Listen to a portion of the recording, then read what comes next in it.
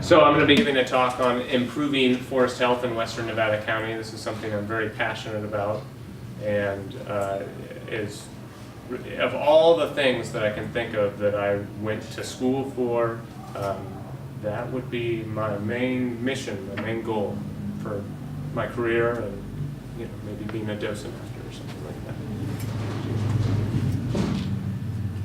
So my goals for this talk are to introduce you to the upland woody vegetation in western Nevada County and the strategies to improve health. And along the way, I'm going to introduce you to some educational material so you can continue your education beyond this 30 or 45-minute presentation. And I'm hoping to inspire you to take action. So we're going to discuss lower montane and foothill vegetation, its composition, the historical conditions, current conditions, restoration forestry, and hey you, where is your permit? That's some canned laughter, I think. Thank you.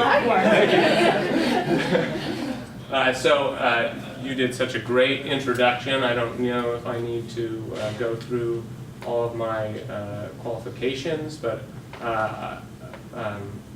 I think I was inspired early on by my father's struggles and restoration of our property out on the San Juan Ridge. And I remember coming back after college and meeting with some friends and some neighbors, and I was telling them about what I wanted to do now that I've graduated and how I was so gung-ho about forest restoration and being an arborist.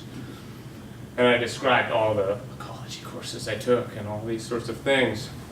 And so the gentleman, he said, well, I'm working on this new strain, he said, and I'm hoping that you could analyze it and tell me why it's superior to other strains.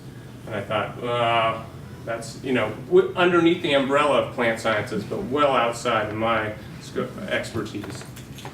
But my friend next to me looked him straight in the eye and said, bring me $1 and $1,000, and I'll tell you what you want to hear. So I didn't partake in that particular adventure, but I am a horticultural entrepreneur. So I own a local tree care and landscape and restoration forestry company in Grass Valley. And this is my team up there in the center. So we prune and remove trees, install tree support systems. I plant trees and plant native themed landscapes. And I carry out restoration forestry. So I also do a fair bit of consulting. I do tree and vegetation health prognosis, tree risk assessment. I write arborist letters and reports, tree inventories for private and commercial customers, and then I do plant appraisals. So western Nevada County is a mosaic of grasslands, oak woodlands, chaparral, mixed broadleaf forest, mixed coniferous forest, and riparian vegetation. And those vegetation types, why you might have that on your particular property, or why you might have a differentiation between vegetations in close proximity would be influenced by factors such as temperature, moisture, aspect. Aspect's a big one. If you drive down like the Yuba River Canyon, you can see on one side the vegetation, like on the north facing slope, is much different than on the south facing slope. But then fire history is very important in past management, and so we're going to focus a lot on fire history. But all these locations here are within probably 2 or 3 miles of each other. So we have Hell's Half Acre there in the center with gray pines and manzanita and vernal pool in the foreground, and then a large valley oak in the top right, and then an oak pine forest in the bottom right there. So because of temperature and precipitation gradients associated with elevation, upland vegetation is dominated by woody plants can be kind of organized in different ways, and people have tried to organize in all kinds of different ways. Ultimately, you can use those to help visualize the vegetation in our area, but it almost inevitably doesn't follow or isn't true to form. But in our area, between, let's say, 500 and 2,000 feet, we have oak woodland with blue oak and interior live oak, valley oak and gray pine. Between 1,500 and 4,000 feet, mixed hardwood forests of black oak, canyon live oak, madrone, big leaf maple, California bay, and then other conifers mixing in. And between 2,000 and 6,000 feet, a mixed coniferous forest with ponderosa pine, sugar pine, incense cedar, Doug fir, white fir, and then of course understory of black oak and tan oak and mountain dogwood. And anywhere throughout those vegetation types, you have these shrub, a shrub layer, and ultimately you can have like a vine layer and an herbaceous layer. But the shrub layer we'll focus on a bit because we can have more chaparral where it's dominated by those specific shrub species of manzanita and ceanothus and toyon, buckeye and coffeeberry. And a lot of that has to do with soil conditions and aspect, but a lot to do with fire history and ultimately how fire has manipulated a landscape. You may end up resulting in really shrub-dominated communities, so we'll get to that in a bit. If you're interested in more information on the trees and shrubs in our area, I highly recommend Trees and Shrubs of Nevada and Placer Counties, put out by the Redbud chapter. This is our local Native Plant Society chapter. There's also a great new book by one of my professors at Davis, Michael Barber, and others, called Botanical Landscapes, which is a cool coffee table book. So historical conditions. So how do we know what things were like pre-European contact? Well, the first people that came into the Sierra Nevada wrote down accounts and even took photographs. We also have fire scar dendrochronology, where they actually look at tree rings and the fire scars to figure out what the fire regime was. And so we have a pretty good idea of how things were before Europeans came around. In other ways, too, we know that our vegetation has changed some, is there are actually intact reference communities. So the picture over there is from Baja, California. That's the Sierra San Pedro Martir mountain range. And due to its really rural area and the fact that maybe there wasn't funds for fire suppression, that fire regime is still intact, and so a lot of research has been done down there to figure out, well, what are the forest densities and those sorts of things. So I really like this book by Neil Sugihara and others. I was actually coming back from Davis one time.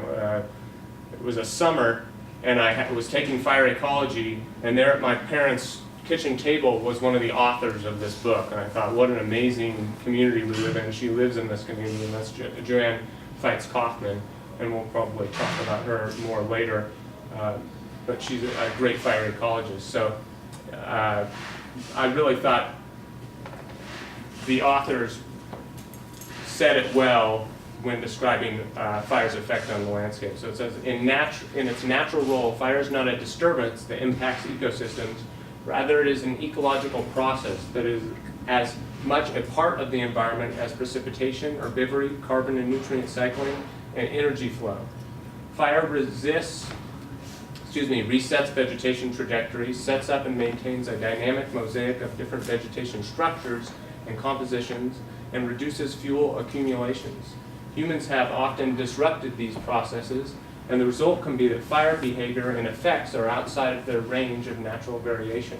At that point, fire is considered an exogenous disturbance factor.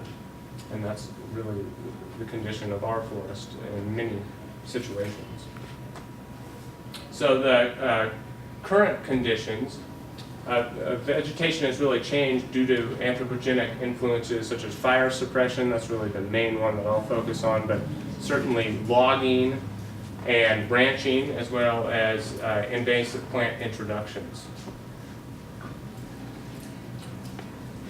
So our current conditions may have changed or could have changed in three fundamental ways. This is a mixed coniferous forest, and there's so many young dug fir in there that you can hardly tell that it's a forest. But I promise you, there's large sugar pines back in there. And so tree and shrub density have often increased. So in this case, we have maybe 300 trees per acre or something like that. Whereas historically, we might have had somewhere about 30 trees per acre. Species composition has changed. So that's a large diameter sugar pine in the middle there. But now we have an order of magnitude more of Douglas fir coming in, and this is because this is a more shade-tolerant species. It just so happens that Doug fir seeds germinate readily in the shade, and so you end up with copious amounts of young seedlings coming up. So age distribution has often changed too. This is just a picture of the closed canopy nature of that particular location. But historically, we probably had many trees of different age or size groups, and now we're a bit more homogeneous, really more single-aged, and that's a result of high or high-grade logging, and then lack of a fire regime or a regular fire coming through and killing young trees.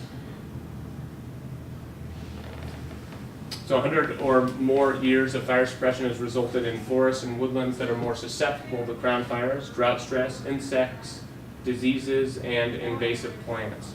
So this is a location out on the San Juan Ridge. It's really close to the intersection of Highway 49 and Tyler Foot Road, and a fire occurred there in 2014, and it was somewhat of a mixed fire regime, creeping along the ground for a fair bit, but then ultimately at the top of the ridge turned into a crown fire. And so there is one live, this is a picture from just a few months ago. There is one live ponderosa pine there, or two, but we had areas, acres of complete loss of black oak and ponderosa pine.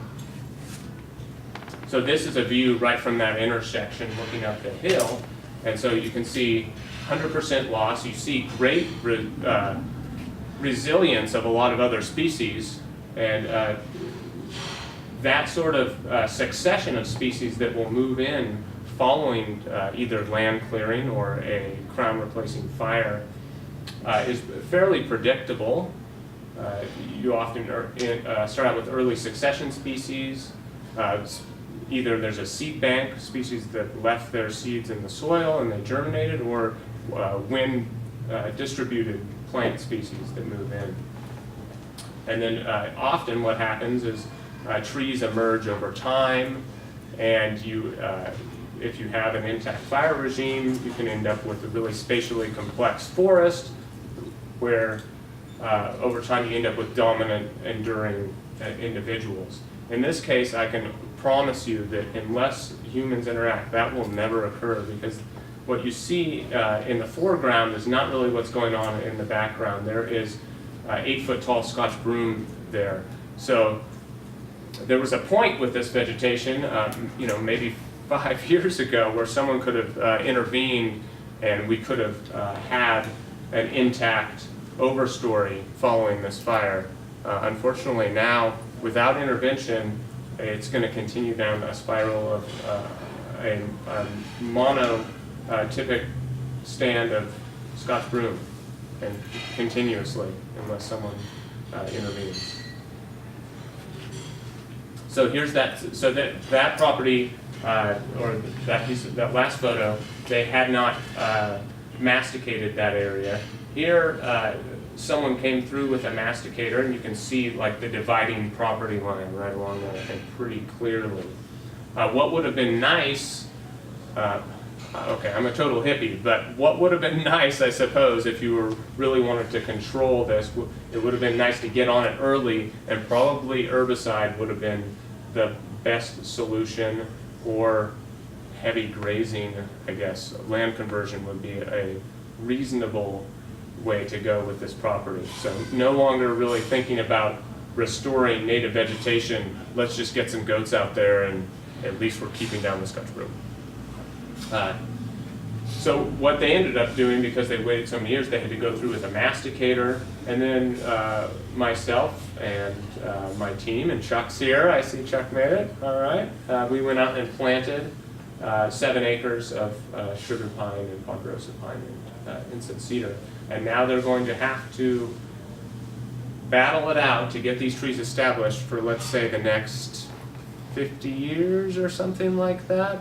The Scotch broom will last in the seed bank for in excess of a couple of decades or something like that. And because there's neighboring properties there with seed rain coming over the property line, I just see it as an ongoing battle. Luckily, the homeowners are at least dedicated to take on that battle for the remainder of their life.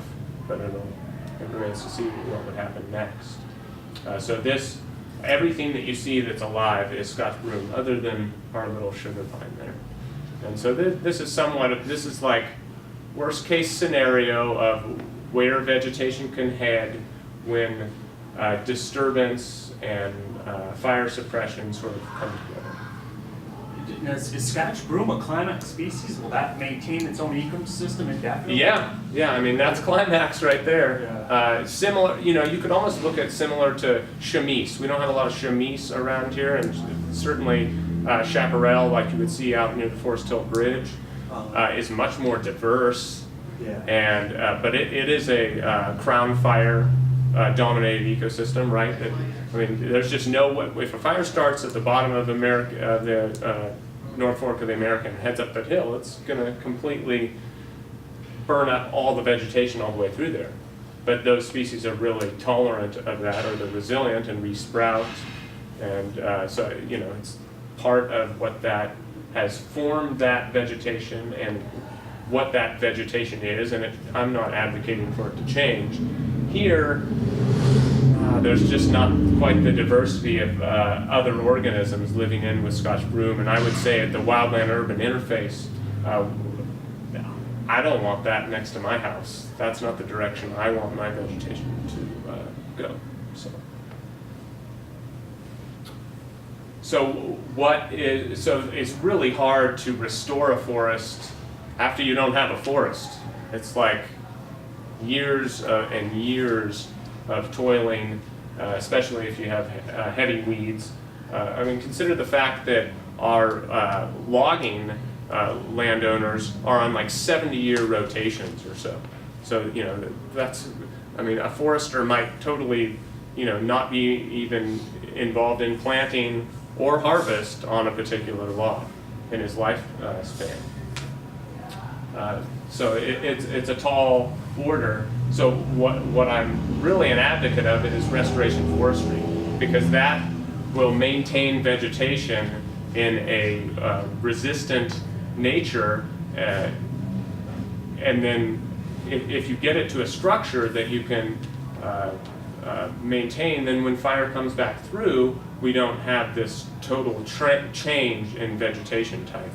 Not that every change is bad. I'm not saying every change is bad, but I bought my house at a particular location that's surrounded by 70 and 80-year-old conifers and oaks, and I'd like to kind of keep it close to that. I can't imagine what it would be like if my house survived and everything else burned down around it. Maybe the restorationist in me would stick it out and continue to live there, but I'm not sure. So I really like this book by Stephen Arnault and Carl Fiedler called Mimicking Nature's Fire. And I like their quote about restoration forestry. They say it aims to develop a range of forest conditions that approximate approximates those historically adapted to the fire regime, insects, diseases, and weather events common to a given area.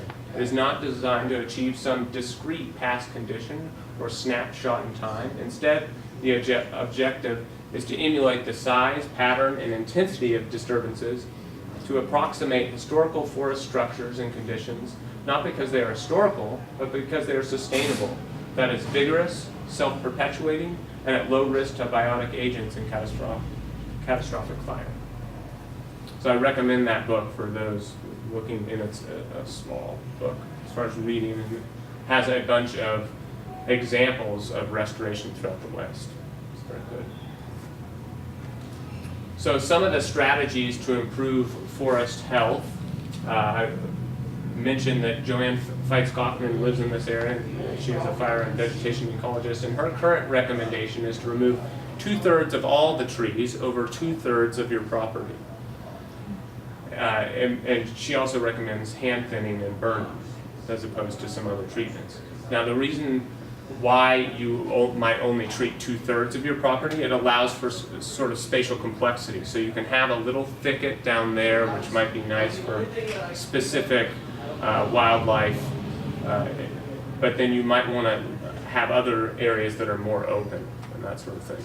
Now this is kind of a harder practice on 1/2 an acre, but on 10 acres you can kind of start to see how you might define some different vegetation here and there. And then she really likes hand thinning because the individuals carrying it out are more selective. This is opposed to like mastication, certainly not bulldozing.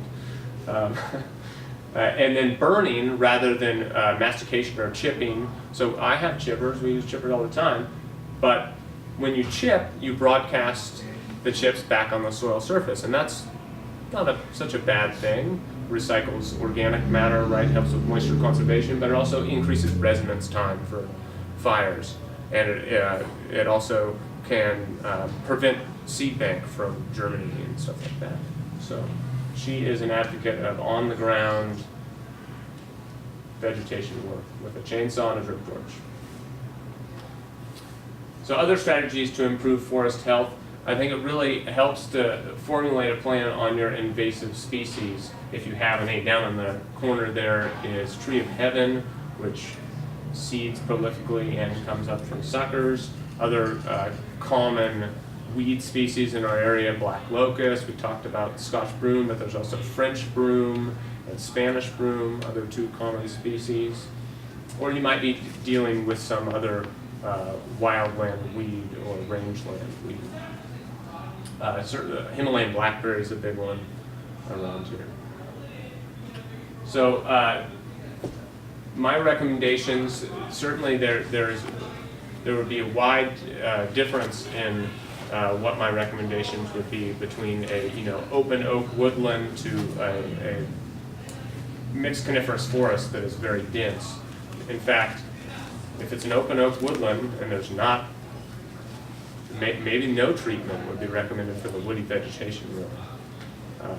Maybe we have nice spacing between those trees already, and some of that reason might be because though our conifer species reseed prolifically, but really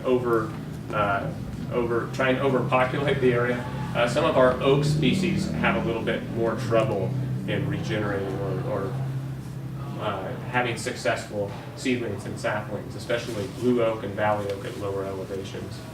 Now, I live in an oak woodland, and the forest is pretty wide open, but I'm wondering more about treatment because it's all non-native grasses. Mm-hmm. You know, from what I'm thinking, at least 90% plus of the herbaceous layer is non-native. Do you have recommended treatments for that, or how you figuring out the life cycle of those particular species, and then having grazing strategies or surface burning strategies at the perfect time to prevent reproduction, and then seeding in other species. So yeah, grazing, burning. Yeah. That's the way I would go. Yeah. I have a certain bias when it comes to conventional herbicides. So Yeah. so favor dominant trees with thick bark and high crowns. These are the enduring individuals that will survive fire events and survive for many years and will be able to repopulate an area should other disturbances occur. So removing understory trees and shrubs to reduce competition and ladder fuels, and then remove medium-sized trees to reduce competition and create crown separation. So you can easily, let me finish one point and then I'll get to it. You can easily make a property kind of more or less fire safe by doing a little bit of thinning and crown raising, but if you really want to reduce competition and reduce crown fire spread, it sometimes requires removing some medium-sized trees. So there's more research on the symbiosis of different tree species, and I would guess in this area it would have to do with oak and conifer together, where they feed each other during different times of the cycle through the mycorrhizal community in the soil. So I'm beginning to look at my woods differently and leaving, mixed species in areas. Mm-hmm. And also, the parent trees are feeding the baby trees of the same species. So, I don't know, it's made me think a little differently about the forest. Also, in Oak Woodland, do you recommend anything to try to preserve the baby oaks? Because I know they're getting overgrazed. Yeah, I mean, if it's in a location where you can end up with a nice mature tree, if it isn't right underneath a perfectly healthy tree, then certainly you could put a weed mat down, you could cage it, all those kind of things would be appropriate. As for mycorrhizal associations, yeah, there's definitely a lot of fungal associations out of there. And in fact, yeah, some of the research has shown that young trees can actually get photosynthate through a mycorrhizal intermediate. And so, well, from my perspective, I'm a young tree killer and I'm going to kill them because I'm looking to create that. I'm a structural restorationist. I'm looking to create that structure that surface fire can pass through, and that I'm trying to reduce competition. But I've seen great evidence of that before with even larger Doug fir stumps that I cut. So we cut the Doug fir stump, and then the stump heals over the next 2 decades. Well, Doug fir, all our native conifers, really, that are native to our region, don't have latent buds, with the exception of like Pacific yew. So they can't resprout. They have no capability to do that. I find it to be a wonderful thing because I can easily reduce competition and I don't have to turn around the next year and have them resprouted on me. But, so I see where you're coming from, but I still think that those associations were there before, and surface fire and mixed fire regime was kind of what ended up killing those individuals. They will eventually die.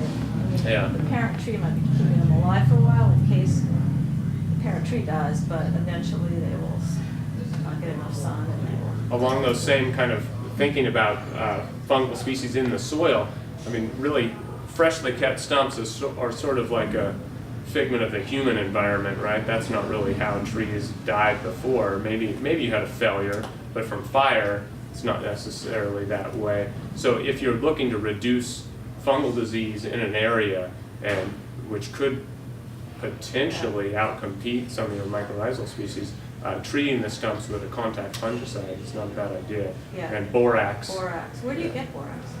You can get it at Home and Garden Center, and it's a naturally I have a occurring disease detergent. that goes from trunk to trunk of my dead fir. Oh, my Doug fir. Uh-huh. You can see it. It's traveling through the Doug fir stumps. Yeah, it's definitely fascinating. So, yeah, go ahead. Follow up on that, Sure. can you inoculate your stump with a mushroom that you want to be growing? Yeah. And then will it just outcompete the bad Not fungus? necessarily, but actually a lot of our best edibles that are at least on trees are decay pathogens. So Ledoporus, sulfur fungus, old man's beard. These are all great edibles, and But they are harmful. Yeah. structurally, yeah, but a tree could still survive. Yeah, I showed up to inspect an oak, and it had both of those species on it, and I was like, bad news is your tree could fail. The good news is, you can have a reoccurring, food supply right there. So, next slide. And habitat too, in animals. Yeah. So other strategies, favor hardwood trees and shade intolerant species such as ponderosa pine. If all things being equal, right? I mean, if you have large diameter ancient cedars or white firs or Doug firs, you're going to favor those probably. But those three species are contributing unevenly to regeneration on the forest floor. So you can go into our forest and you can easily see or have a pretty good idea of what species are shade tolerant and which are not. Another reason to favor hardwoods is they are almost every species except for whiteleaf manzanita, another happy little coincidence. Every species has latent buds and regenerates from the stump. And so if you are cutting down hardwoods, you will continually end up with stump sprouts. Whereas if you favor hardwoods and cut down conifers, you'll have less regeneration long term, which I see as pretty beneficial if you're having to maintain your forest without a fire regime coming through. So yeah, remove shade tolerant species. And then I recommend hiring a qualified professional, so someone to come out and mark trees, a registered professional forester, an arborist who's qualified, a botanist, there's, a mycologist. People have a lot of information out there, but sometimes those that I would say are qualified are harder to find. You have to go out and seek out those individuals. Have you talked about snags and habitat? No, so yeah, that's really a good point.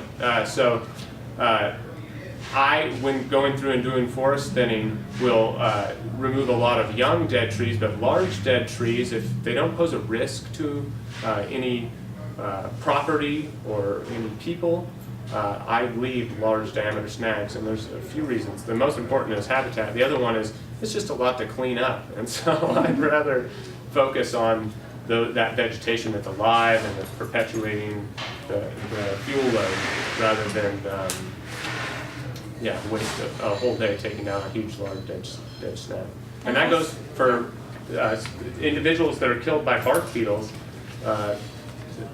Once the bark beetles have moved on, if you're too late in getting there, there's no real reason to remove those trees. I know that in the past, a lot of money has gone into restoration funds and maybe gone into salvage logging. I think that's really inappropriate use of that money. So, I mean, you could make the case in certain circumstances that there's so many dead that it really contributes to a fuel load or something like that. But having individual snags, groups of snags, are totally fine. On the other hand, if it was your property and you were on top of it and got to those trees early to remove them because they had bark beetles, then you could quarantine those logs or haul them away and make them someone else's problem, I guess. I've had no bark beetle death because I thinned my woods. Yeah. And all the properties around me who did not thin my woods all have bark beetle. Yeah, I would say potentially there could be a couple of reasons for that. Certainly reduced competition. There's more soil moisture available to the other trees. If you do that immediately, like it'll take a while for your trees to capture that new space, that new soil volume out there. But it isn't to say that, so I've thinned some forest and they've gotten attacked with bark beetles, so you've got to be kind of careful. The one thing I would say is if you have a lot of ponderosa pine or sugar pine, I would avoid, especially right now, any kind of pruning or even removals during the summer months, or really when the mean daily temperature is above, like, let's say 50 degrees or so. So you're really sort of confined to, December through early March or something like that. And the reason why, even removing a tree or just making any kind of prune cut, you release phenolic compounds into the air, and bark beetles can sense those from great distances and come. And even if you have everything removed but a stump there, red turpentine beetle attacks stumps, and you will find and there's a lot of bark beetles out there right now that are looking for a suitable home, and they're having a little bit of trouble because there's such good moisture availability, and it's plugging the trees really plugging the resin ducts, and I think that's really how most of the bark beetles end up dying our populations dissipate. But I would strongly caution against doing any kind of removal of pine right now, or pruning. So this, What about Go ahead. manzanita and buckbrush, which are incredible animal food sources? So I try to keep, islands of them, yeah, so I don't totally take them all out, but then they don't have, what do you call it, they're not ladder ladder field. field. Yeah, I mean, first of all, I would say individual shrubs separated from canopies. One shrub does not constitute like a huge fire risk, right? And the other thing is, or a group of shrubs separated Right. from the canopies of other trees. I think that's totally appropriate. That's what I do. I might keep that Right. group of shrubs if it's dense outside of my 100-foot defensible space or something like that, or 200 feet or however, whatever I'm trying to do. But the other thing too, I would say having chaparral on your property isn't necessarily a bad thing. Especially if there's good separation, and it might be, maybe not time well spent trying to convert that to forest, mixed coniferous forest or something like that. Sometimes it's just not a battle worth waging, or maybe even ecologically an important battle to even wage. This is my cartoon. I get a lot of people. There's obviously a lot of people who just want to take down like every tree around their house for whatever particular reason. But more than that, I get people who will not take down a single tree around their house. So this is my cartoon in response to that, and it kind of plays off of Monty Python's meaning of life. So it says, every sapling is not sacred. We can't keep you all. Oak, maybe the oak can stay. And then, so that kind of gets to the point that oak saplings and seedlings are maybe not as prolific as young conifers. So there's a lot of great research out there on thinning and prescribed fire. Being a Davis grad, I really like the tea kettle experiment that was done in the mid to southern Sierra. The research station there did a lot of different treatments and looked at the effects. And my big takeaway message from that, and they have a great little video, by the way, it's like 30 minutes. If you look up tea kettle experiment on YouTube, it's kind of fun. All the plant ecologists all-stars are in there, so you might recognize the faces, I don't know. But the takeaway message is that restoring forest structure is great. However, if the fire regime is not restored, many key elements of the ecosystem, such as nutrient cycling and flora and fauna life cycles, are altered or cannot be carried out the same way they did historically. So let's take action. But hey you, where is your permit? So we'll talk a little bit about regulation. So I would first recommend, if you're going to do some forest thinning, you're hiring to have some vegetation work done, don't assume that your professional actually knows what the rules are. That's a really bad assumption. So check your county, municipal, and HOA tree ordinances. The county code really is more geared towards protecting against commercial development, subdivisions, and this sort of thing, and really focused on protecting oak woodland and individual large diameter trees. Actually, oaks over 36 inches in diameter. If you have one of those, that's awesome. Not too many of us do.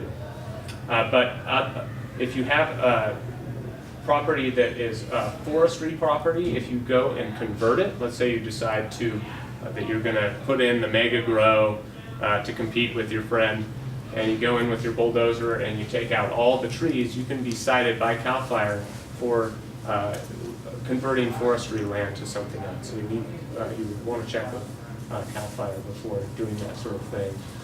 Two, if you go in with a bulldozer, try and at least keep the soil and put the soil back or something like that, because there's a seed bank in there. And so I'm all about minimizing the ways that you could potentially destruct the environment. I think Greg will talk more about those sorts of things. Clean up after yourself.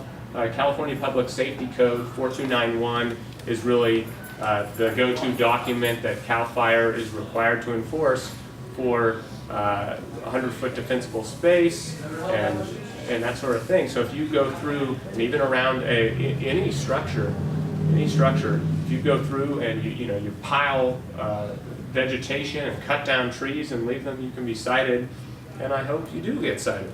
So there are plenty of people to get help from out there. The Fire Safe Council of Nevada County is quite good. Joanne Drummond is a resource that we should all be thankful that we have. And then the National Resource Conservation Service is another good one. They'll, if you have 10 acres or more or so, you can have them come out potentially and inspect your property.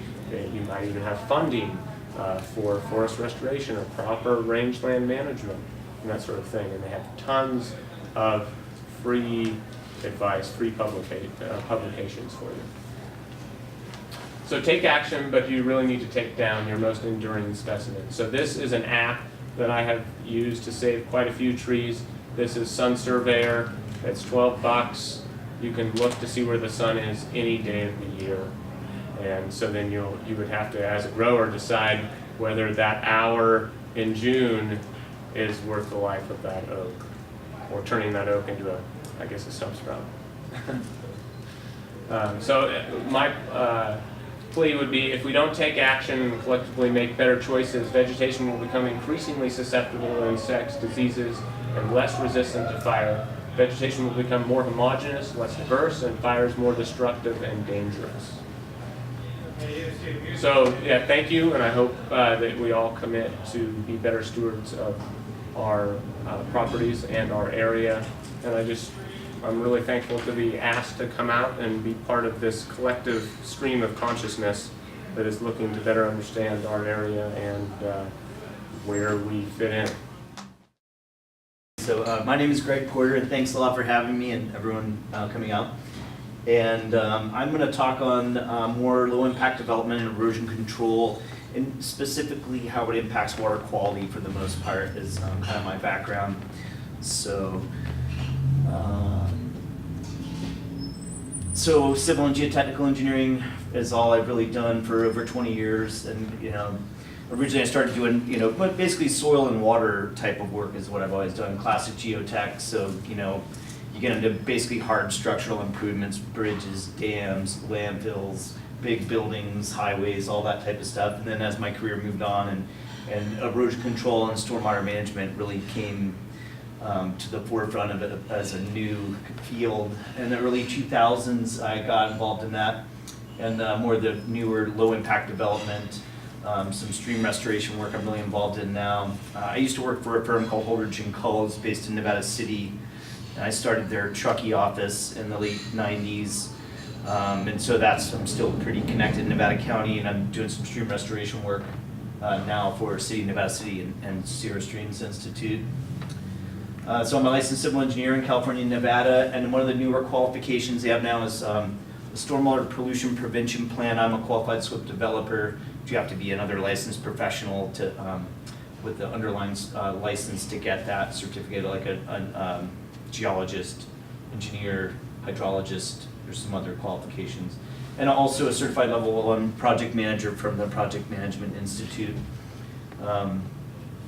So primarily, when we're talking about development, I want to talk about stormwater and erosion control best management practices. So you hear this BMP term is thrown around loosely, and not necessarily just for stormwater BMPs, and it is appropriate, but that's what I'll focus on because that's my background.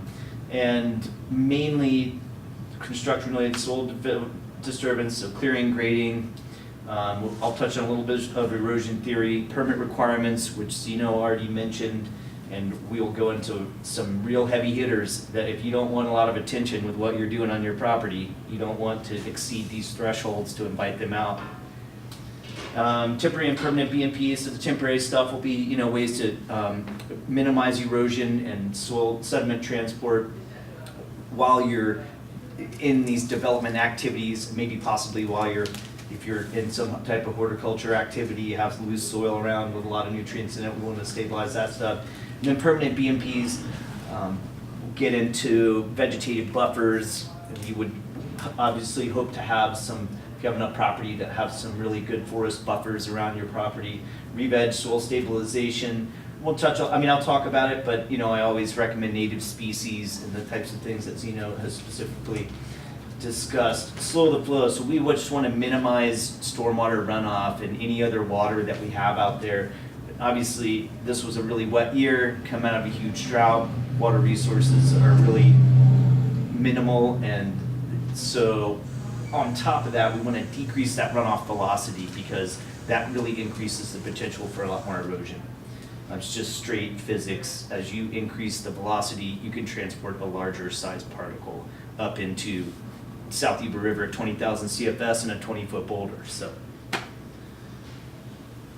erosion theory, pretty straightforward. This is a classic old photo out around Malakoff diggings, I believe. So, soil erosion, you have some weathering and these soil particles become loose. Or decomposition of underlying bedrock. Maybe it's exposed. Typically, the worst is exposed from human development and activity, mining, and of course, hydraulic mining is a classic example of the worst, but any type of grading, cut slopes, fill slopes can be caused by water, wind, or gravity. But again, for some reason, we've got this decomposition, either a natural or a man-made process, that makes these soil particles available for transport. So like I said, it is accelerated by human activities, construction, agriculture, mining uses. So, like I said, it occurs naturally, but typically sediment that's being transported appropriately in a natural geomorphologic process is okay in a relative standpoint. And once we disturb it, the classic example would be mining, because it's so prevalent here.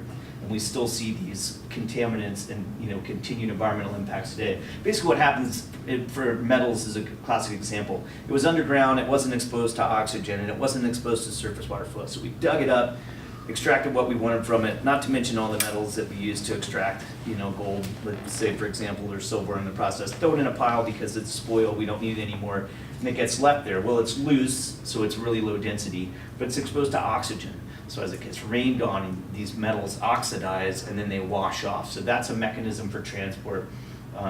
There's lots of other contaminants, but one of the reasons that sediment is a huge issue for contamination, particularly in surface water, is because it contains other elements that, again, once they're exposed and you've provided this mechanism for transport, then the contaminants can be available for uptake, essentially, whether, so we'll talk about that a little later. And then also just the sediment in general, turbidity and total suspended solids, we also have total dissolved solids, are all basically water, they decrease water quality. So what they do is they can, not only do you have metals, you can also have naturally occurring nutrients, nitrogen and phosphorus, which are bad for freshwater environments. And then just the overall cloudiness can increase temperature, and so you supply these nutrients, you increase the temperature, it chokes out the freshwater species that are involved, the macroinvertebrates, little shrimps, little fathead minnows, whatever, and then it causes this algal bloom, and on top of that, that decreases your dissolved oxygen, chokes out all these native species, and so that's our real negative impacts. So like in metals, birth defects and cancer, the South Yuba River. So the EPA and the California State Water Resources Control Board have a list of impaired water bodies in the state. It's extremely long, a massive Excel spreadsheet. Specifically, the South Yuba is metals and temperature. But the temperature increases are almost all certainly associated with sediment transport. So again, we've dug up all this loose soil and just left it out there, and that's causing a real issue. And you see that every time that the South Yuba comes up, you can see how much more sediment is in there and the clarity is decreased. And that's because of all of the historic mining impacts of gradient in the watershed. So like we mentioned, sediment, metals, and temperature issues definitely impact freshwater species. We used to run this test. We used to have to collect like 75 gallons of stormwater, put it in a truck, drive it all the way from Tahoe to UC Davis, and they run it in this, it's called toxicity. They have to run it right away within this really short time frame. And it was some type of macroinvertebrates, and then up to, like I said, something I think like a shrimp size, and then a fathead minnow. And of course, it killed all of them every time. there's a number of reasons why it does that, but it's the reasons we mentioned before. So once these contaminants, they dissolve, if they are soluble, which is common, they're hard to remove and easily ingested by anything that comes in contact with them. So if you're developing your site, there's a lot of permits that are involved, and you have to really limit your development and for example, building footprints, disturbed area for grading, etc., to avoid these permits and thresholds to trigger these regulatory agencies. And we talk about constantly changing regulatory framework. It is all out of control, and it's sometimes what the regulators come up with. Basically, you don't want to give them any opportunity to come out there. Especially, we all know everything that happened with the Nevada County ban last year and all this discussion as far as marijuana growing. It's just, if you can avoid involving them. So building permits, grading permits, the SWIP and the waste discharge ID, oh, I have a typo in there, look at that. There's too many P's in that one word. Well, that's what they come up with, this regulatory stuff, man, believe me, it's like the acronym hell. The waste discharge ID, that's from the State Water Resources Control Board, and let me tell you, you may have never heard of them, but they are heavy hitters. And then I can tell you a list of others, I think they're on the next slide. Oh, we'll get to that. Okay, so let's start with the basics. So Nevada County building permit, it's really minimal.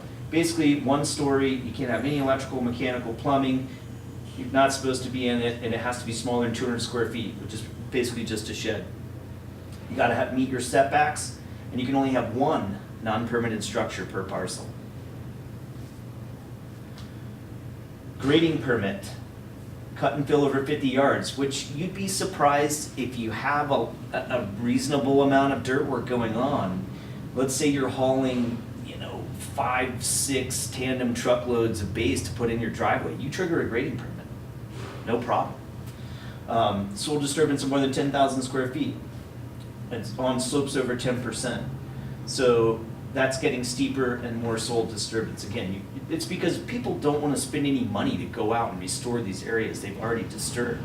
And so that's why they crack down on it. Grading results in unstable or erodible slopes, fill slopes, supporting structures, cut fill, increases loads or support in any adjacent structure or property, extensive drainage or sediment control structures, culverts, alteration of any existing drainage. You can't touch any existing surface water in the state of California, period, without a permit from almost certainly the State Water Resources Control Board, California Fish and Wildlife, probably the Army Corps of Engineers.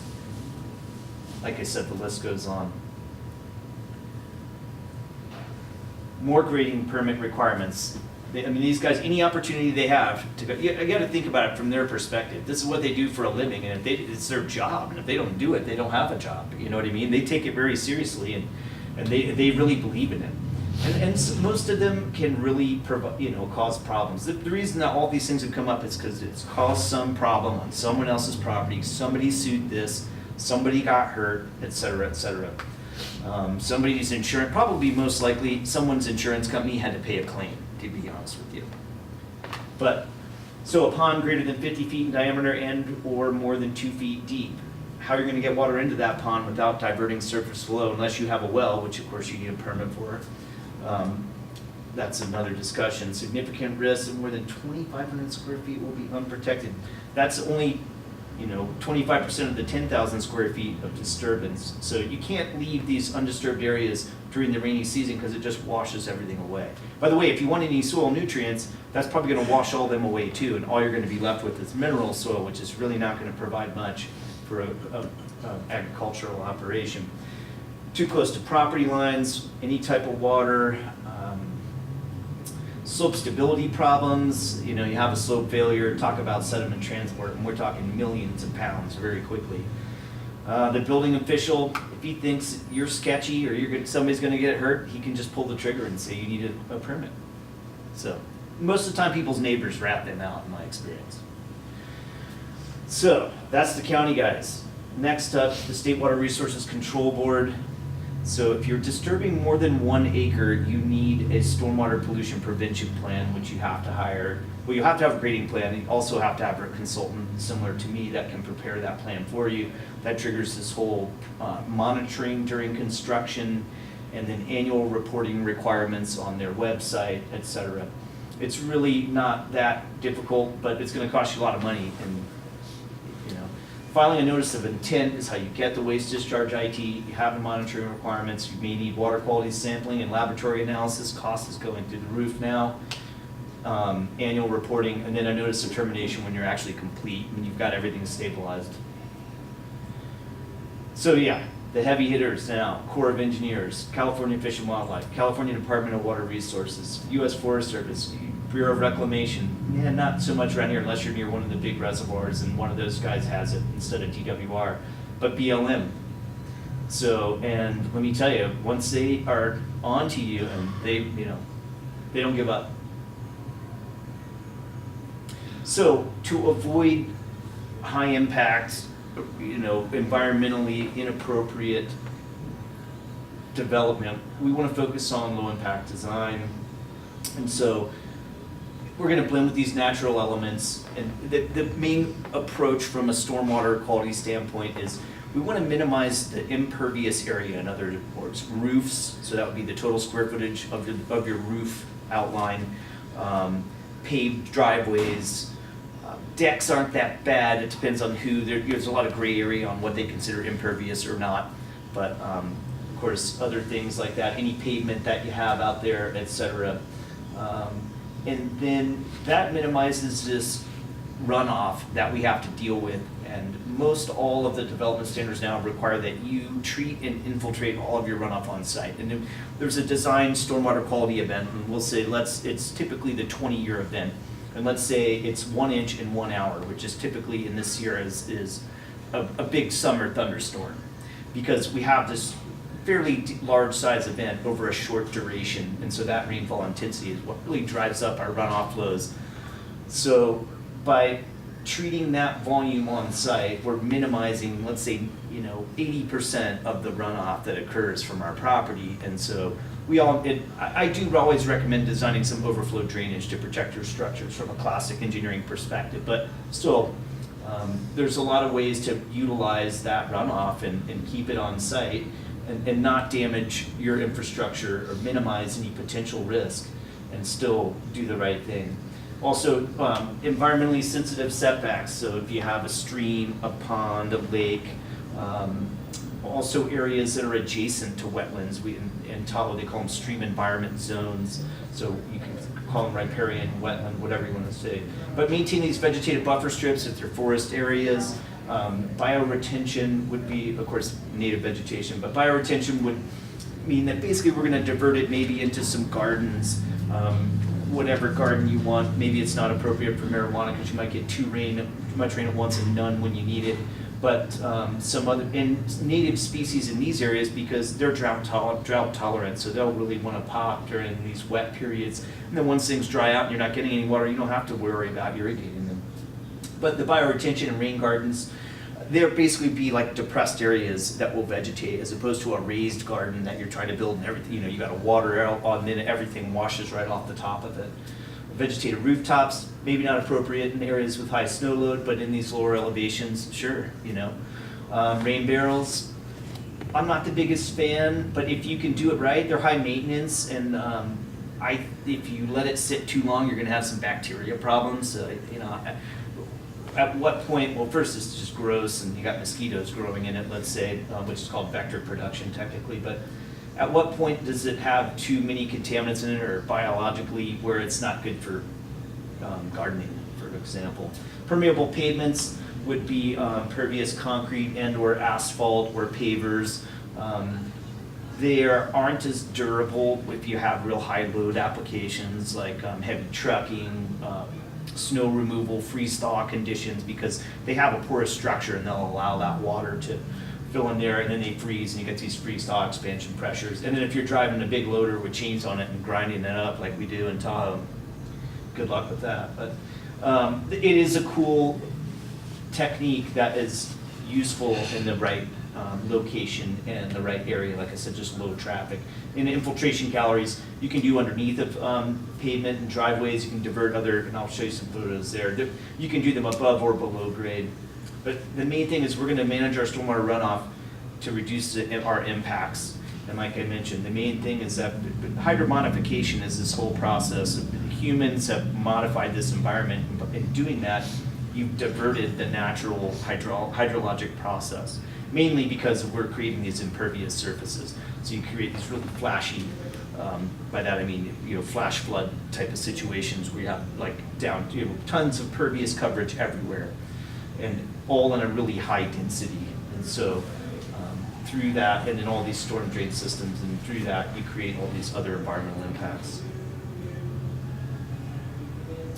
So through low impact development, we're trying to restore our watershed's hydrologic functions. And LID is a sustainable stormwater management practice, minimizing our environmental impact. Again, these appropriate setbacks from sensitive areas, including your water supply well. I mean, a lot of people don't understand that. In the county now, they're way better about you setting back from your neighbor's septic system, for example, and yours as well. Setting back from stream environment zones, threatened or endangered species. They can be vegetation, birds, mammals, etc. But I would say that in our area, it's usually fish and birds.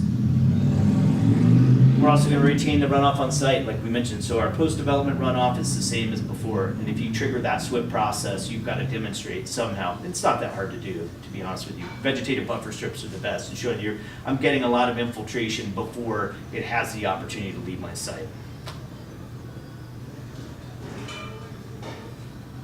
So this is, we call it the treatment train approach. So we're going to try and do it from, again, this low impact development. Start with our BMP tools, best management practices, which will be temporary and permanent BMPs.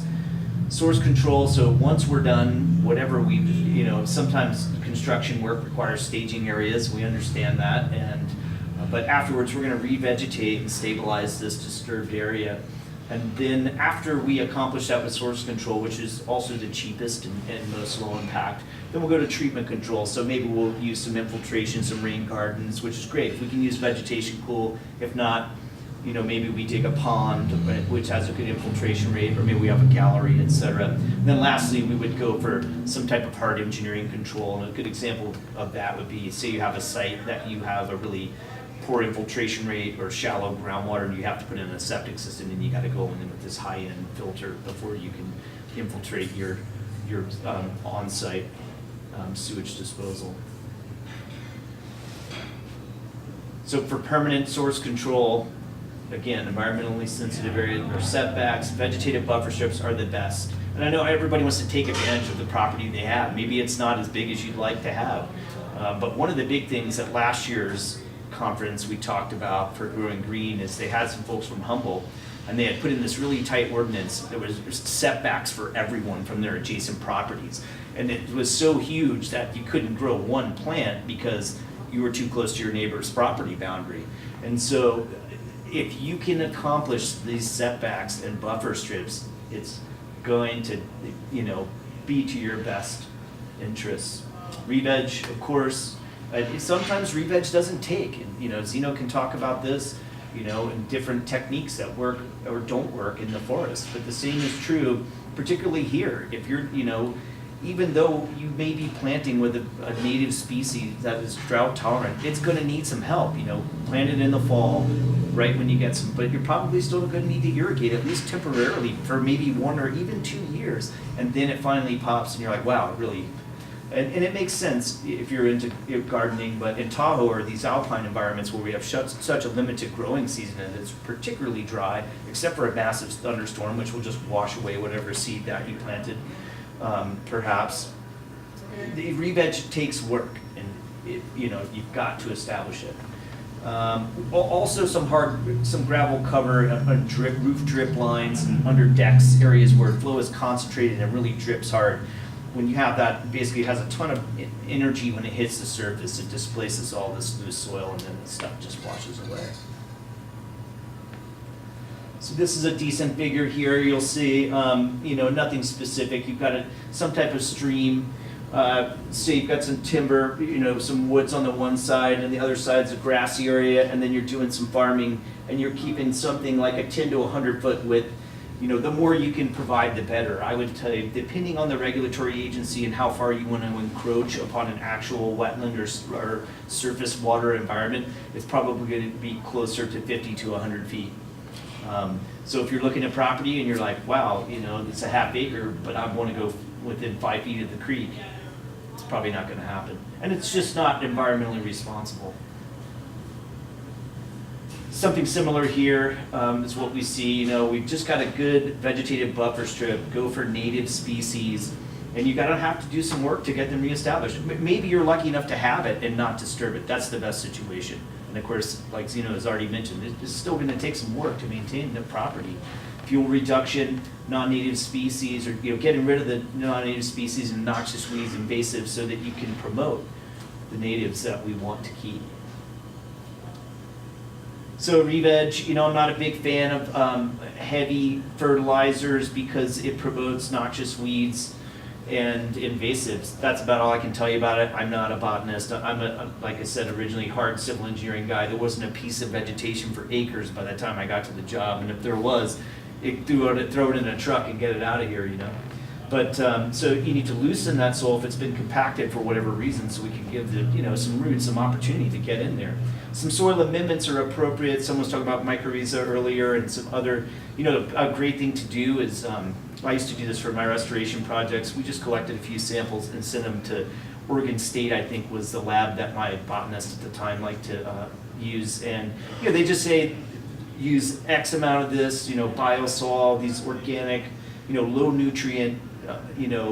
Amendments that will support native species but not be this overload of nutrients that supports non-natives and noxious weeds, invasives. And the other thing is it washes off, and it's really bad for freshwater environments. And it's really hard to remove dissolved nitrogen and phosphorus once it's in there. We're talking hard water and wastewater treatment plant infrastructure.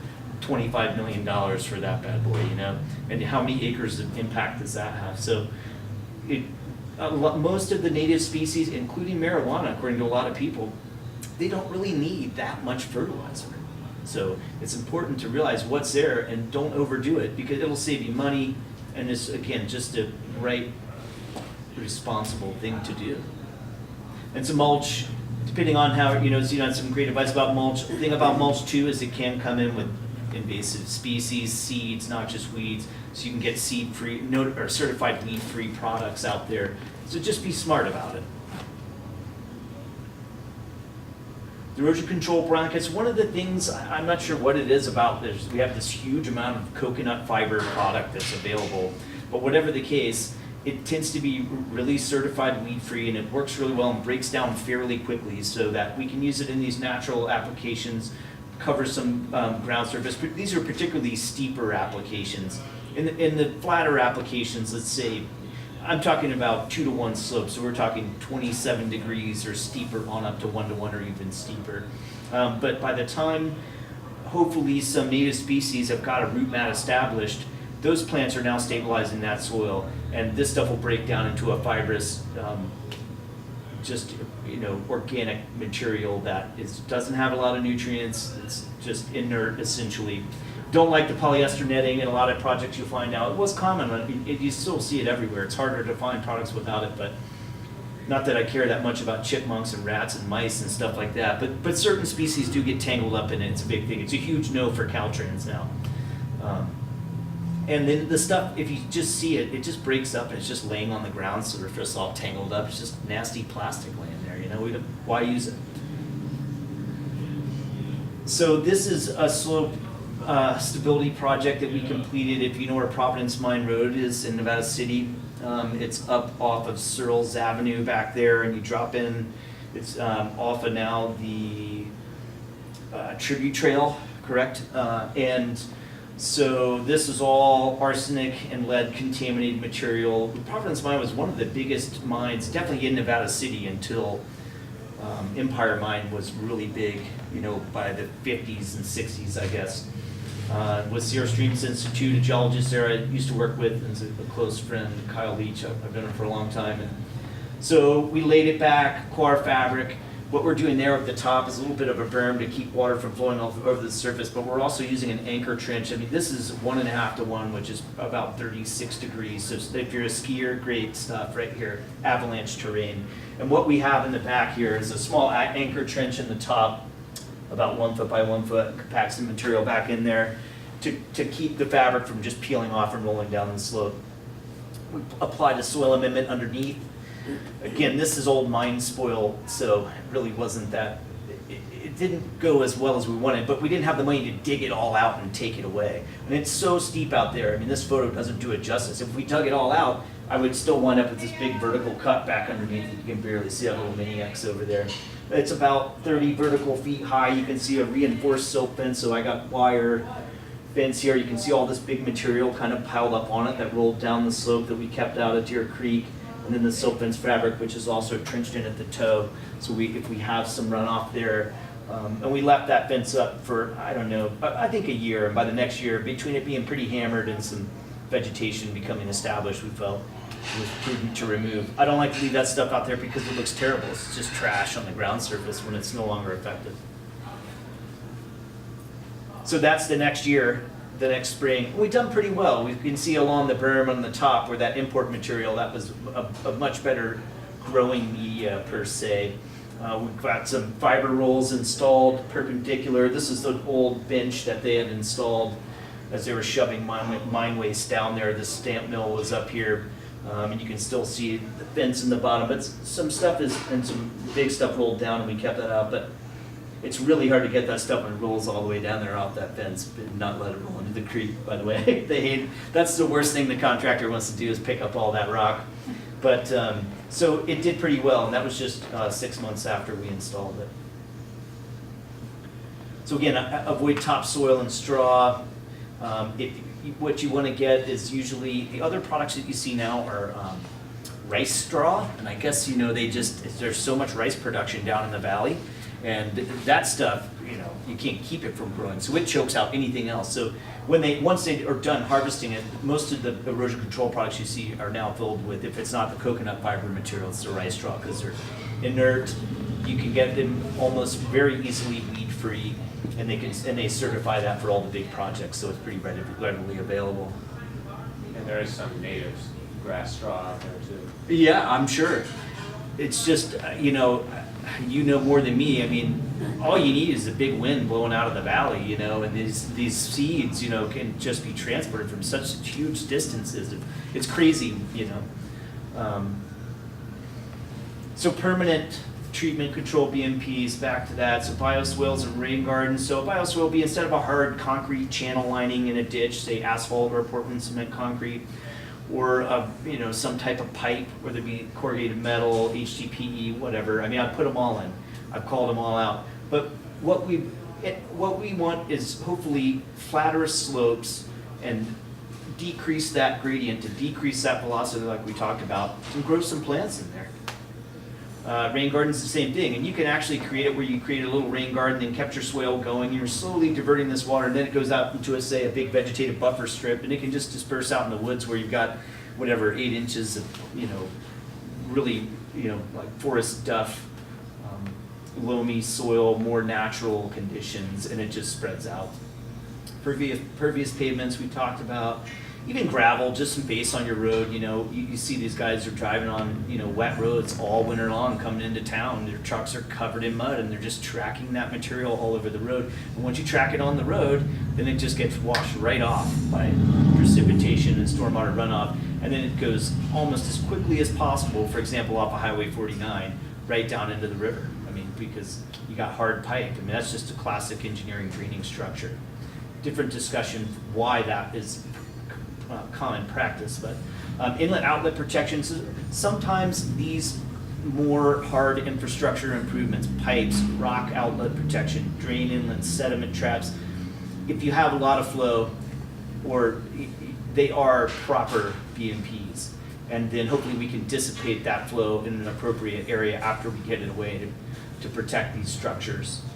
Perforated drain pipes are great because when you have lower flows, they can try and infiltrate in there.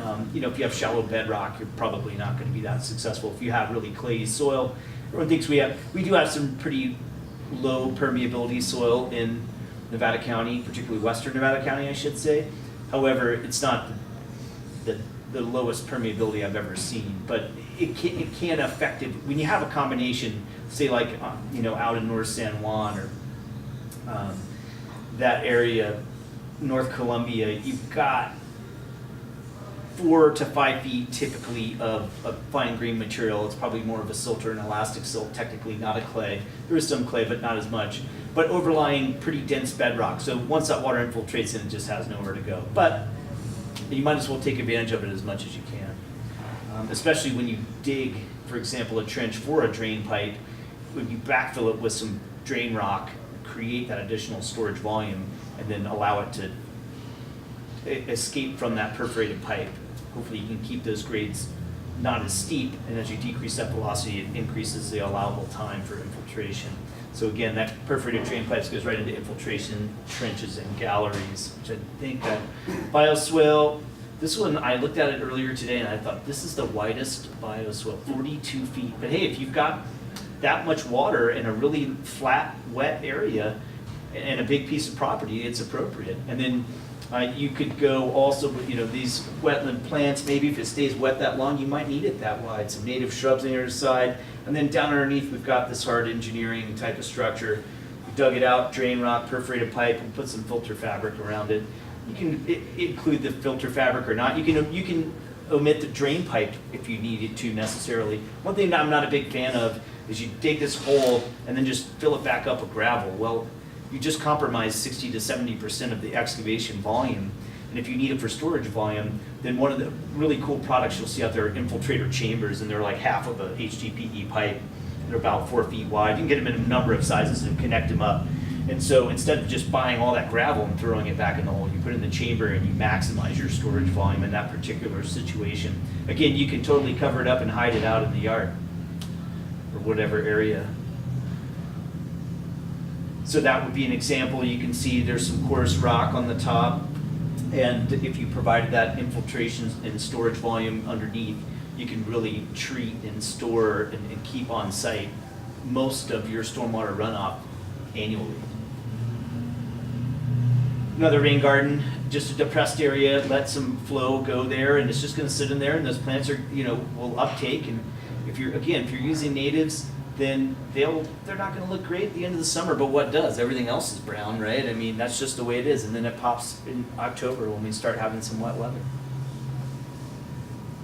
Rain collection and storage, it's a great idea. Like I said, for us during wetter periods of the year and cooler temperatures, you're not going to see a lot of bacteria in this particular container. But keep in mind, in my opinion, it's a high maintenance system. Also, if you have this next to your house and it rains like it did last winter, if you're not paying attention when it overflows at 4 a.m., it just went into your crawl space, around the house, the foundation, whatever. If you have slab on grade with an entrance right there, sliding door or something, and it's just really not much grade separation, then it's just going to go right into the garage or whatever.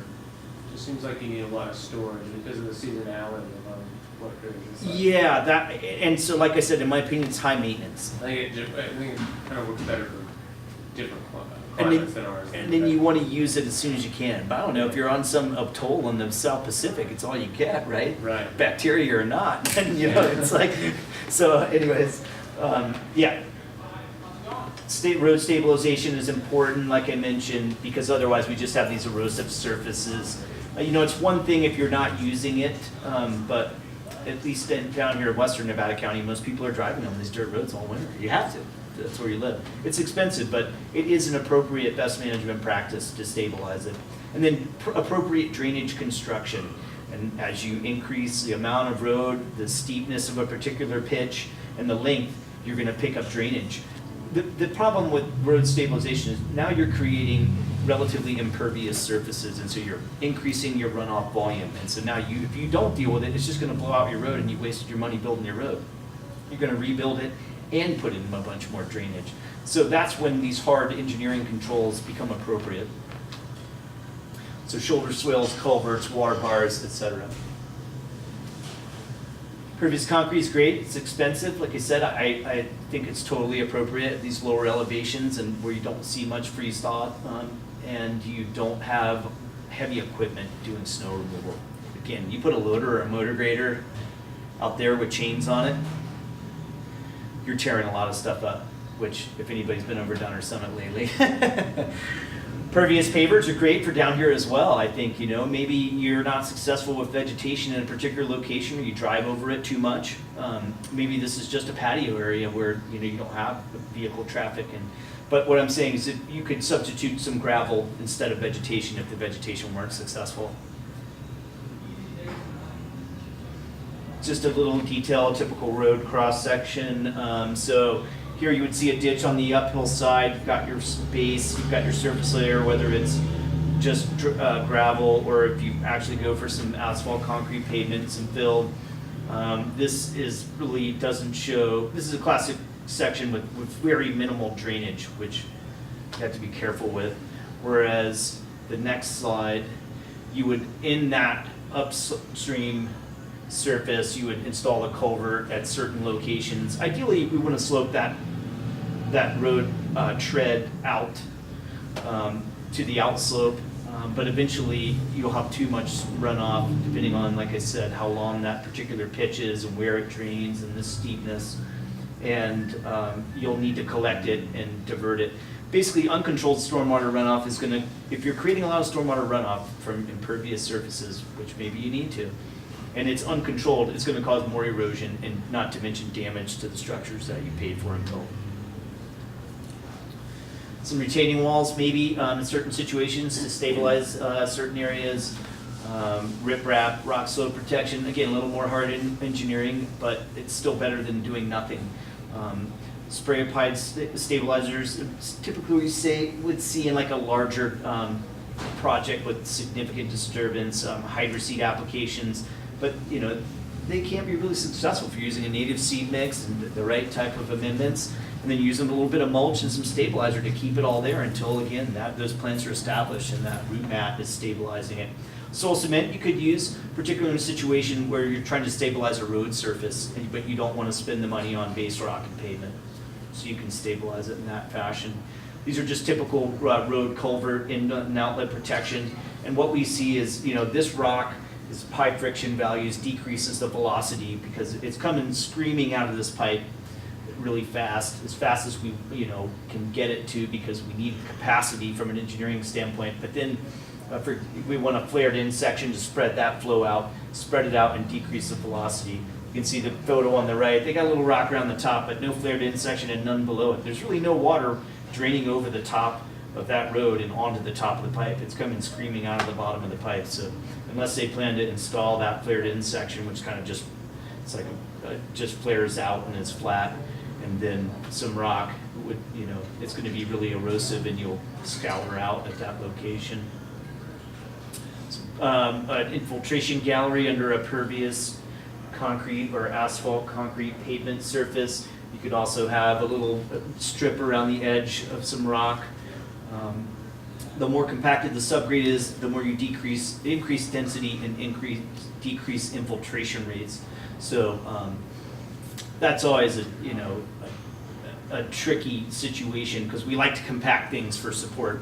When we have really high density, we get really high strength values, and so.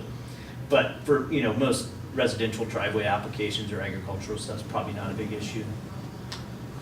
This would be more of a hard infiltration gallery where we've got a lot of runoff. It looks like they're building a road in the upper left corner. You can see some base and a smooth drum up there.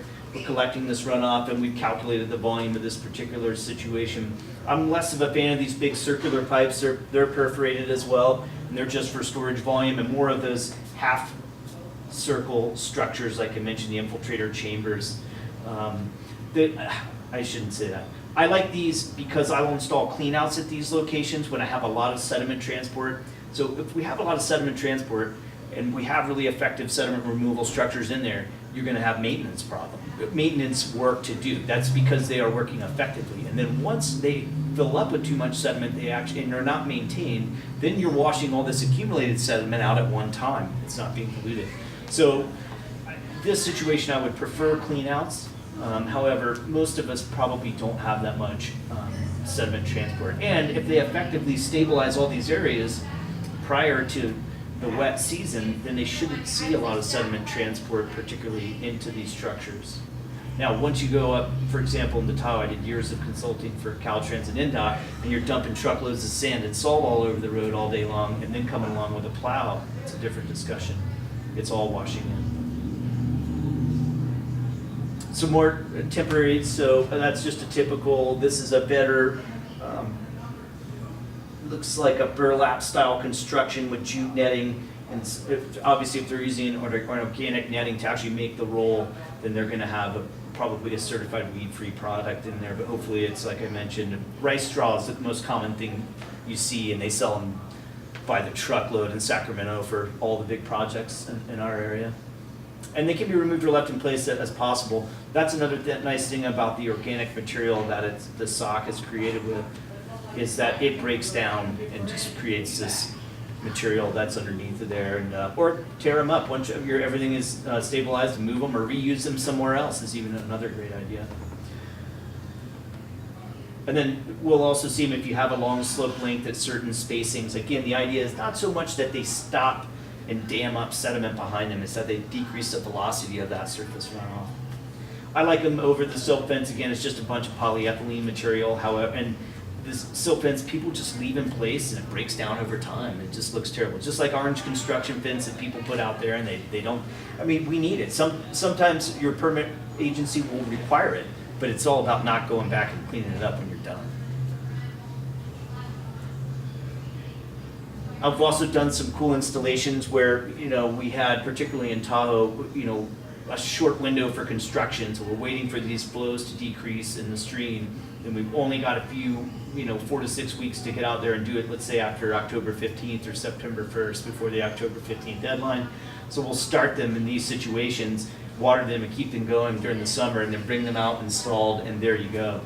And hopefully you have a pretty decent survival rate through the winter. Silt fence, you can use it in lieu of the fiber rolls. Sometimes I use a combination. Sometimes we'll have enough material rolling down slope, and like the earlier photo where I'll have, if I really have a lot of flow in a steep situation, we'll put in the fiber roll, the silt fence, and the wire backing. The other thing that happens, again, in Tahoe is the snow will just crush that fence right down. One reason that the fiber rolls are preferred over the silt fence, but sometimes we need the combination. And like I said, they're just visually unappealing. They are effective as long as they're maintained. Jute netting would be laid over in slope applications, particularly steep, really steep applications. And like I said, hopefully by the time it breaks down, this other vegetation has become established, like you see in the photo on the right, and it's just providing some surface stabilization, and then the vegetation root mat is doing its job. If we have a drain inlet, we want to protect it until we stabilize the surface around that inlet. Otherwise, all that loose material washes right into that inlet or sediment trap, and then it fills up, and then we have overflow, and that causes a lot more damage in sediment transport, and then we remove after our stabilization is complete. Similar, this is, again, in the center there we see the silt fence, but the check dams are the rock here. And so what we're doing there is they're decreasing velocity, and also maybe even during low flows, allowing some sediment to deposit behind that before they overflow. You can see they're much lower than the channel elevations on other sides. So we're still allowing capacity for overflow, but we're getting some storage, and again, decrease in velocity. Typically, much more than 4 to 5%, which isn't very much, vegetation doesn't really hold up. And at that point, you're into a hard pipe or rock channel lining. So, but anywhere you can use it is obviously the least expensive, and it's effective as long as you get that vegetation established. So that's the moral of the story there. And that's it, pretty much. Have you ever been involved in like a contentious situation where some soil or sediment was deposited? Oh yeah. Some sort of litigation? Well, I had about 3 clients, the biggest heavy hitters that really, and they just went without a State Water Resources Control Board permit for grading. And that was years ago, before the newer SWIP requirements became more restrictive, and they all got popped for anywhere from 50 to 100K. But they were pretty big developers, North Star got fined, and fortunately I was not involved in this project. However, I know the consultant that was, and in my opinion is not qualified to provide the recommendations he did, but I think they were fined like $2.3 million by the board. That was about 10 years ago. And they just had a steep slope, and then they roughened the surface to like 12 inches. And you have like a 50 vertical foot slope at, over 2 to 1, which again is pushing 30 degrees. It gets rained on, it just, mud flows basically right out to the bottom. So that was a regulatory agency, The State Water Resources Control Board. so Yeah. claim was filed on that. Yes, and typically, my understanding with the board, what they do with that money is they sink it into some restoration project in the future. So it's similar to like, if you're exceeding, say you have some wetland mitigation impact, and typically what they'll do is they'll say, yeah, it's costing us, $100 a square foot to restore wetland right now, and you want to impact 3,000 square foot of wetland, so you gotta give us $300,000. Right. Whatever. So. And litigation is kind of the dark side of this, really. Yeah, and the people with the money, but, I mean, what are you gonna do? I mean, think about how much has happened in the past that was never mitigated. Yeah. So at least something is being done, is all you can say. What about when if it was just water, so if someone channelized water, and maybe like disturbed, I had a client that their oak woodland was totally changed into a riparian habitat because someone diverted water. Yeah. Well, that diversion's not allowed, so State Water Resources Control Board, Corps of Engineers, and Fish and Wildlife should hit on that. But even if it was pumped out of the ground. So this was someone made a pond, and then the pond was continuously spilling over on the neighboring property. That would get into in my opinion, a different. I just think it's a trespass of water. That's what I was trying to push. Well, you could, if I was the adjacent property owner, and I've had that situation as well, I would be suing them for damages. Yeah. Years ago, I did a bunch of work for Indian Springs Vineyard, and we put in a bunch of monitoring wells out there. Basically what happened is they developed a bunch of property next door, and you can't have groundwater within a certain elevation of grapes and the vines during the vegetative season. They can be wet in the winter, but once they're vegetated, they can't be within about 4 or 5 feet of the ground surface, or it causes root rot and done. And they had a massive, like 50-foot high dam they built next door for this runoff pond for a big development. But as far as I recall, there was never any major impacts, but yeah.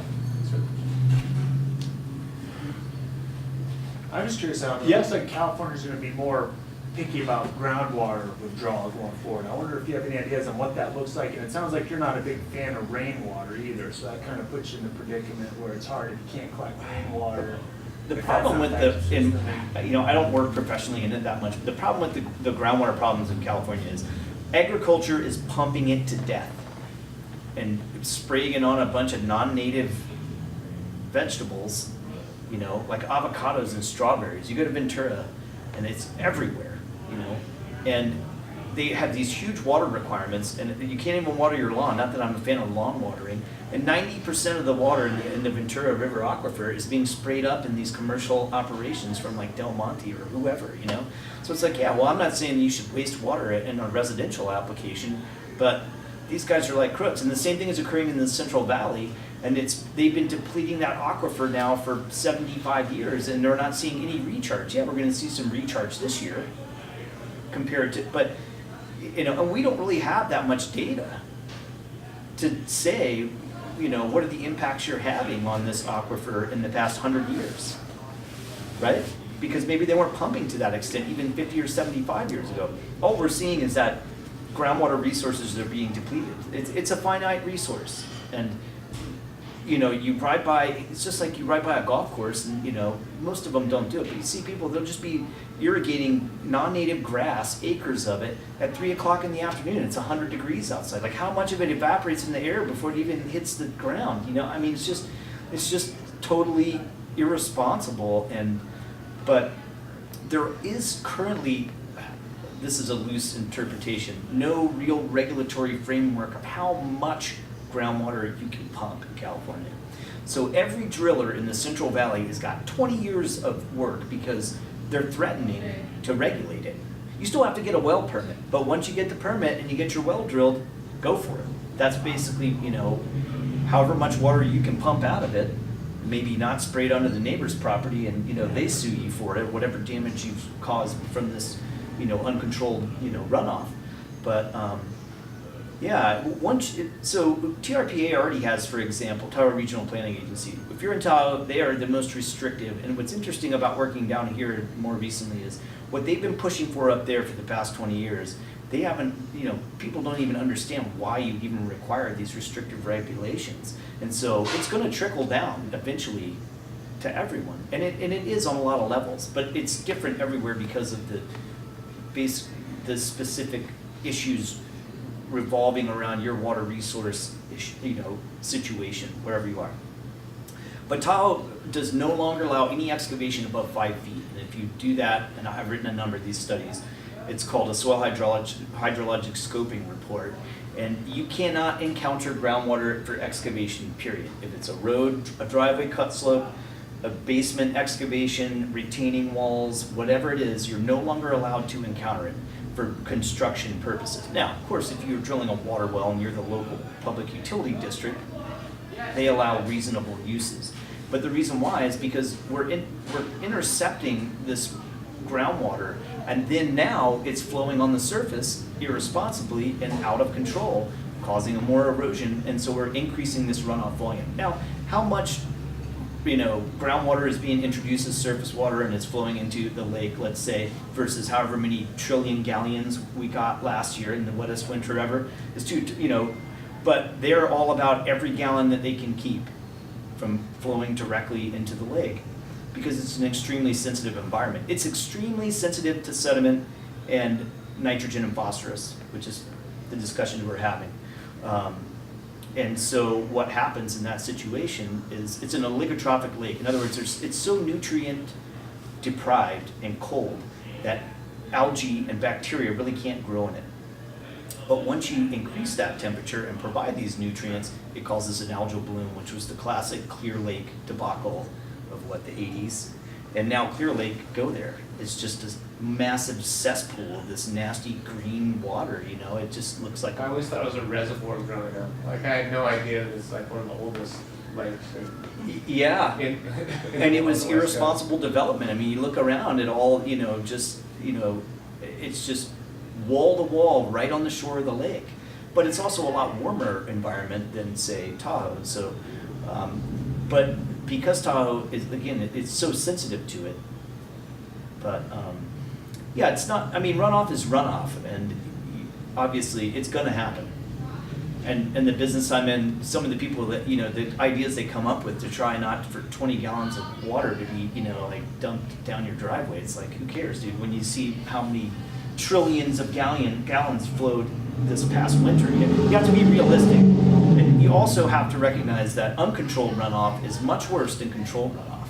So if we can design overflow, which these agencies will just say, well, we're just not going to allow anyone to discharge into the lake ever again. Yeah, right, grow up. I mean, it's just totally unrealistic. You know, look at the highways. And they're after Caltrans and the counties and the city of Salt Lake Tahoe, for example, and all of their runoff. And I did that for years, was basically public money for erosion control projects and restoration work to, you know, collect and treat runoff and, you know, and establish vegetation on a watershed level basis, you know. And they were great projects, but on some level, you know, you don't want to work with any of these regulators that you don't have to, because they're not very reasonable. And a lot of them, I find, some of them are great, and some of the best people I've ever worked with. A lot of them, they get to these jobs and they don't have much practical experience, and they just, like, that's bad, then we're making a rule that you can't do that anymore. It's like, we don't like pot, so you're not going to smoke pot anymore. Yeah, right. How long did that last? You know? So the bottom line is, you know, you have to be reasonable and approach people with something that's going to work. And then they're going to conform and say, yeah, you know, we think you're right, and we want to go along with it too. So, but yeah, it's interesting where it'll go, because it's obviously, we're only seeing the real impacts, environmental impacts of human society. And it's, you know, just how fragile and what the thresholds really are for these, you know, overwhelming impacts that, you know, we're creating. It was really interesting. Last night I couldn't sleep. You know, I had a big meeting today, and I was watching a a National Geographic special on Easter Island, and they cut down all of the trees just basically to build canoes, and then what do they call them, the moai? So they could roll the moai everywhere. So they built these intricate systems, and they cut down almost every tree on the island. And then they couldn't build canoes to fish anymore. And they're dirt washed off And because the trees got then cut all off. the species that lived underneath of these massive palm trees, you know, and it's just was like one thing after another, and European influence, and but just how they destroyed their own society with these, you know, environmental impacts, and it leads to famine and war, and you know, I mean, and it's pretty. There's a great Jared Diamond book called Collapse. Oh, Yeah. I've heard of it. I should read it. Yeah. The other, if you're really interested in water resources, is called Cadillac Desert. Is a classic book to Yeah. read.